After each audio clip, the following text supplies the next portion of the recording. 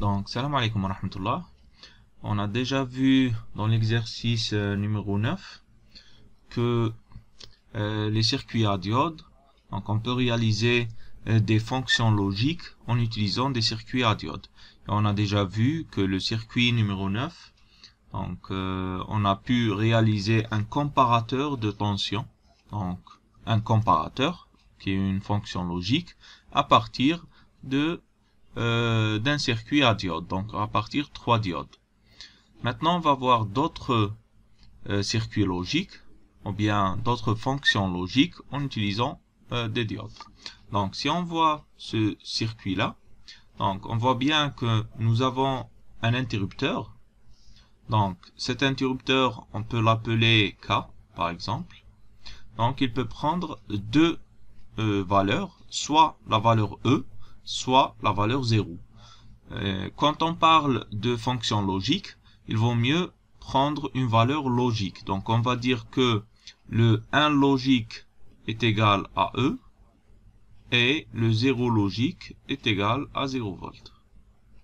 Donc E, ça peut prendre une valeur de 5 volts, 10 volts ou autre. Donc généralement, on travaille avec 5 volts. Ok? Donc le 1 logique, c'est E qui peut avoir une valeur de 5 volts. Très bien. Donc, le K peut prendre deux valeurs, enfin deux positions, soit la position vers le E ou bien vers le 0 volt, et à chaque fois, on va avoir une valeur de VE, ou bien la tension d'entrée. Donc, VE peut être égal à E, donc je peux écrire E, ou bien je peux écrire le 1 logique directement, ou bien VE est égal à 0 et c'est 0 volts. Donc, je vais écrire le 0 logique et le 1 logique. Donc, c'est les deux valeurs que je peux avoir pour le VE, la tension d'entrée. Ensuite, je vais vérifier l'état de la diode D. Donc, pour vérifier l'état de la diode D, c'est très simple. Donc, je vais mettre cathode, VA, VK, et l'anode, VA. Donc, pour le VA, elle est égale à E. Pour le VK, elle a deux valeurs. Donc, si le VK est égal à 0, j'aurai VD est égal VA moins VK. Donc, le VA est égal à E. Donc, VD est égal à E moins 0, qui est égal à E, supérieur strictement à 0. Donc, la diode est passante. Donc, je vais écrire diode passante. Donc, P. Une diode passante. Donc, la diode, elle est passante. Donc, il y a un courant qui va passer dans la résistance R. Et la sortie R, je vais avoir RI qui est égal à E. Donc, E passante jusqu'à la masse. Donc, le circuit équivalent dans ce cas-là, donc je vais avoir E, ensuite résistance et la masse. Donc, la diode est remplacée par un court-circuit et là, j'ai le S. Ok, donc diode passante, le S est égal à E, donc le S est égal à 1 logique. E, c'est le 1 logique. Très bien. Pour le deuxième cas, donc je vais essayer d'effacer ça. Pour le deuxième cas, pour VE est égal à 1, donc VE est égal à E. Donc, ici, VA, elle est toujours égale à E. VK aussi est égal à E. Donc, VD est égal à 0. Donc, VA moins VK égale à 0. Donc, dans ce cas-là, la diode est bloquée. Parce qu'on a dit, pour avoir une diode passante, il faut au moins avoir quelque chose, enfin, une valeur entre le VA et le VK. Donc, ici, VA est égal à VK, donc la diode est bloquée. On est dans la limite Donc, VA égale à VK, diode bloquée. Ok, donc diode bloquée. Qu'est-ce que j'ai comme valeur? Donc, j'ai ici E. Ensuite, résistance, circuit ouvert et reconnecté vers le E. Donc ici une diode bloquée, le courant qui passe dans le R est égal à 0, donc le S est égal à 0. Le S est égal à 0 volts, ou bien 0 logique, donc 0 volts équivalent à 0 logique. Très bien, donc j'ai terminé l'étude de mon circuit, mon premier circuit. Maintenant, je dois en déduire donc la fonction de mon circuit. Donc c'est un circuit très simple. Si l'entrée est égale à 0, la sortie est égale à 1. Si l'entrée est égale à 1, la sortie est égale à 0. Donc pour ce circuit-là, la fonction logique de ce circuit, c'est la fonction NOT ou bien non. D'accord? Donc on peut dire que S est égal à VE bar. Donc c'est ça la fonction logique. Donc la porte logique équivalente, elle a un symbole comme ça. Donc si je mets en entrée une valeur 0 ou 1, donc je vais avoir le contraire ou bien le note de cette valeur en sortie. Très bien. Passons maintenant à un deuxième circuit. Donc pour ce deuxième circuit, nous voyons bien que nous avons deux entrées, VE1 et VE2. Donc j'ai le VE1 et le VE2. Donc qui dit deux sorties, enfin deux entrées, donc j'ai deux valeurs pour la première entrée, donc soit 1 logique, soit 0 logique, et deux valeurs pour la deuxième entrée, soit le 1 logique, soit le 0 logique. D'accord? Donc là, j'ai combien de possibilités? Donc 4 possibilités, donc soit 0, donc soit 0, soit 1, et là, j'ai pour remplir la table de vérité, 4 possibilités, soit les deux à la masse, soit l'une des entrées à la masse et l'autre au point 1 logique, et vice versa. Donc, pour la table de vérité, j'ai 4 cas possibles. Donc, on va commencer notre étude avec le premier cas. Donc, 0, 0, ça veut dire que ici, j'ai 0, donc VE2 est égal à 0 et VE1 est égal à 0. Donc, ça c'est VA2, VA1 et VK2, VK1. Donc, dans les deux cas, j'ai le VK qui est égal à S. Donc, pour faire l'étude, dans les deux cas, j'ai le VK qui est égal à 0. D'accord? Et le VA change. Donc, pour mon premier cas, donc VA1 est égal à 0 et VA2 est égal à 0. Ce qui veut dire que la première diode, donc, elle est bloquée.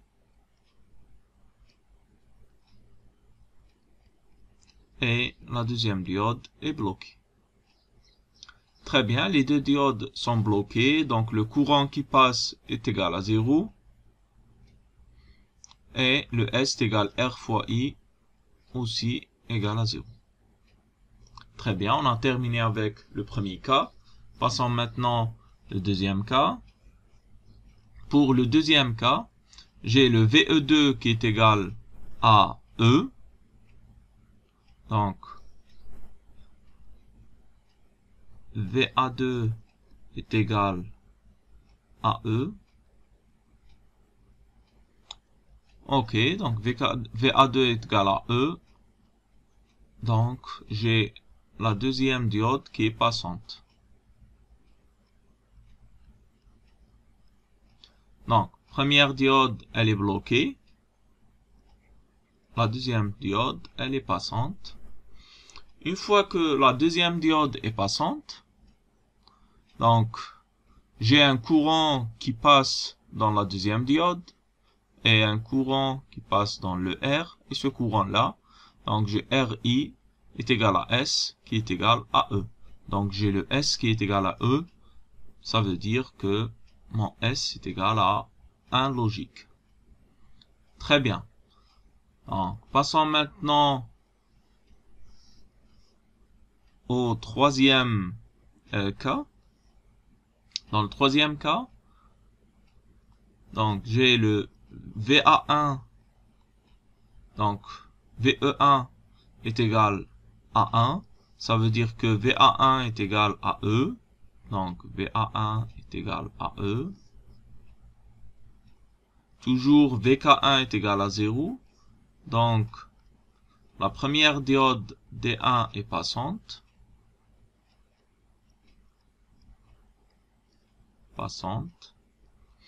La deuxième diode, donc j'ai VE est égal à 0. Donc elle est bloquée.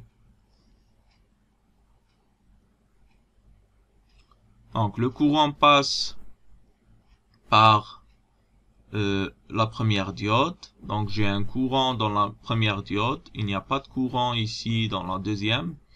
Donc j'ai S qui est égal R fois I qui est égal à E. Donc c'est un 1 logique. Pour le dernier cas, donc le quatrième cas, les deux interrupteurs sont dans la position 1. Ça veut dire que VA1 est égal à VA2 est égal à E. Donc les deux diodes sont passantes. Et là, j'ai un courant qui est égal à 1. Donc pour ce circuit-là, donc si l'une des deux diodes est passante, j'ai une sortie S qui est égale à E, donc qui est égale à 1 logique. Donc pour savoir le nom ou bien la fonction logique de ce circuit, tout simplement, je vais revoir la table logique. Donc pour 0, 0, j'ai un 0, 0, 1, j'ai un 1, 1, 0, 1. Pour 1, 1 en entrée, j'ai une sortie qui est égale à 1. Donc, cette table de vérité est la table de la fonction logique OR. Ou bien la fonction OU. D'accord? Donc, si l'une des entrées est égale à 1, la sortie, elle est égale aussi à 1. Très bien. Donc, pour le OU, le symbole, c'est comme ça. Et là, j'ai première entrée A, la deuxième entrée B. Très bien. Maintenant, pour le troisième circuit logique, donc la même chose. Nous avons ici deux entrées, donc 4 cas possibles. 0, 0, 0, 1, 1, 0, 1, 1. Très bien. Donc, on va essayer avec le premier cas, donc 0, 0. Donc, les deux interrupteurs sont mis à la masse. Donc les deux diodes, D1 et D2, sont passantes. Parce que dans les deux cas, j'ai le VA qui est égal à E.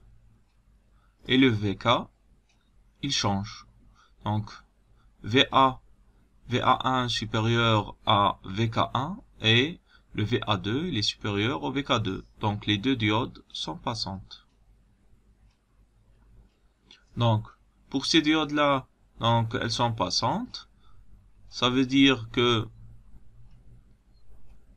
le point S, ce point S là, est connecté directement parce que j'ai un court-circuit. Donc le S est connecté directement à la masse. Donc le S est égal à 0. Très bien. Pour le deuxième cas, 0, 1. Donc, j'ai la première diode qui est passante. Mais la deuxième diode, elle est bloquée. Pourquoi? Parce que le VE2 est égal à VA2 qui est égal à E. Donc, VA2 est égal à VK2 qui est égal à E. Donc, là, cette diode-là, elle est bloquée. Tout simplement, si je vois ici, une diode bloquée et une diode passante, donc, toujours, j'ai le point S qui est connecté à travers cette diode passante à la masse. Donc, le D1 passante, D2 bloqué et le S est toujours raccordé à la masse à travers le D1, la diode D1. Donc, j'ai toujours 0.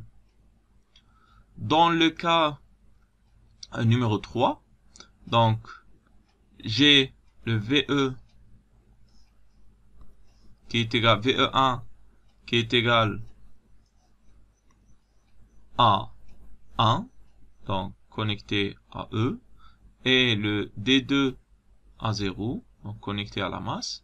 J'ai le D1 qui est bloqué, donc E dans l'anode et E à la cathode, donc anode, cathode, les deux bornes sont connectées à E, ça veut dire que VD égale à 0, donc bloqué. D2, la cathode est égale, la tension de cathode est égale à 0, la tension de l'anode est égale à E, donc elle est passante. Et la sortie, donc le point de la sortie, il est égal à VA2, d'accord? Et là, cette diode-là, elle est passante, donc je peux la remplacer par un court-circuit. Donc, directement, je peux dire que S, elle est connectée à la masse à travers D2. Donc, j'ai un 0 logique. Très bien. On passe maintenant au dernier cas. Si les deux, si les deux entrées sont connectées à E, qu'est-ce que ça veut dire? Ça veut dire que D1 est bloqué et D2 est bloqué. Donc, les deux diodes sont bloquées. Donc, la valeur de S, ici, il n'y a rien. Donc, S, elle est connectée directement à E. Donc, les deux diodes sont bloquées. I est égal à 0. Donc, S ici, elle est égale à E. Ça veut dire 1 logique. Très bien. Donc, une fois qu'on a terminé l'étude des cas possibles, donc, on peut passer à la détermination de la porte logique. Donc, on va revérifier la table. Donc, pour 0, 0, j'ai un 0. Pour 0, 1, j'ai un 0. Pour 1, 0, j'ai un 0. 1, 1, j'ai une sortie qui est égale à 1. Donc, cette table-là, c'est la table de la porte logique ou bien de la fonction logique et AND. Donc, il faut avoir les deux entrées égales à 1 pour avoir une sortie qui est égale à 1. Donc, le symbole de la porte AND, il est comme ça. Donc, j'ai le S A et B, ou bien VE1, VE2. Donc, on a vu dans ce supplément donc 3 circuits qui réalisent des fonctions logiques. Donc, on peut tout de même réaliser d'autres fonctions logiques, par exemple le NOR, NAND, ou bien XOR, en utilisant toujours des circuits à diodes. Donc, il suffit juste de mettre, d'établir la table de vérité, donc tous les cas possibles pour toutes les entrées, d'accord. Ensuite, il faut voir l'état, bien déterminer l'état des diodes et calculer la sortie S. Très bien. Une fois j'ai établi ma table de vérité, je peux en déduire la porte logique de ce circuit. Très bien. Donc, je vous remercie pour votre attention et à la prochaine fois, Inch'Allah.